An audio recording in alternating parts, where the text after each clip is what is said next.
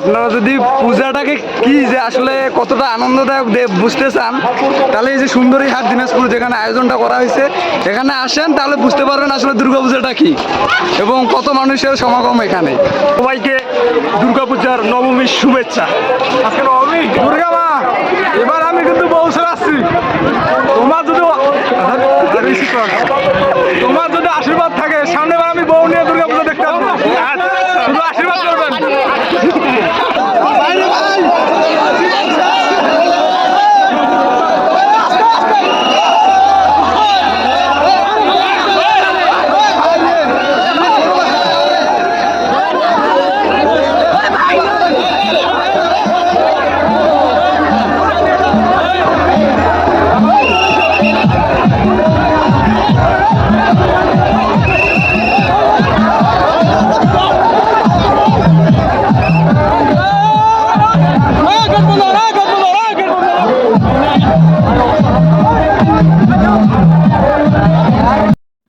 এখানে আসার পর দেখতে পেলাম যে এখানকার মহল্লা কিন্তু ভাই অনেক সুন্দর একটা মহল্লা। তারা যে ডেকোরেশনটা করছে অনেক সুন্দরভাবে, তাদের ডেকোরেশন দেখলে কিন্তু আপনি অবাক হয়ে যাবেন। আর তাদের মহল্লার যে সিস্টেমটা আছে অনেক সুন্দর, আগের চেয়ে অনেক ভালো। আর যদি আপনারা সুন্দরী হাট এখানে ঠাকুরটা দেখতে চান তাহলে কিন্তু আসতে পারেন, কারণ এখানকার যে পরিবেশ আর এখানকার যে ভিউ দেখছেন ভাই অসাধারণ। আর এখানে নীলা দেখাচ্ছে, দেখেন কি পরিমাণে আধুনিক পদ্ধতিতে সে নীলা দেখাচ্ছে।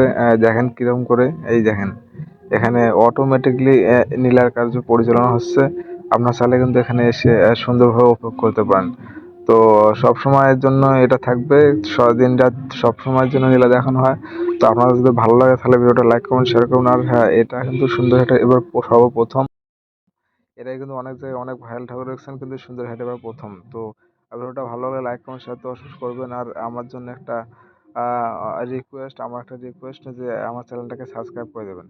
তো ধন্যবাদ সবাইকে। আর নেক্সট টাইম আর দেখা যাক কি ভাই দেখেন। আর পাশের জায়গাটা যেটা হলো সামনটা দেখেন কত সুন্দর একটা সামন জায়গা। তো এরকম জায়গা পেতে কিন্তু অনেক। আর দেখেন ভাই লোক কতগুলো, দেখছেন অনেক লোক। আপনার কিন্তু দেখলে অবাক হয়ে যাবেন, সেই পরিমাণ একটা লোক, মাথা নষ্ট করা একটা ভিউ। তো আপনারা চাইলে আসতে পারেন সুন্দরী হাট। দেখছেন কত পরিমাণ লোক এখানে আসার জন্য অপেক্ষা করছে। এই দেখেন এখানে হলো সামনের ভিউটা এরকম, দেখছেন ক্যামেরা ধরে না। তো আসলে যেন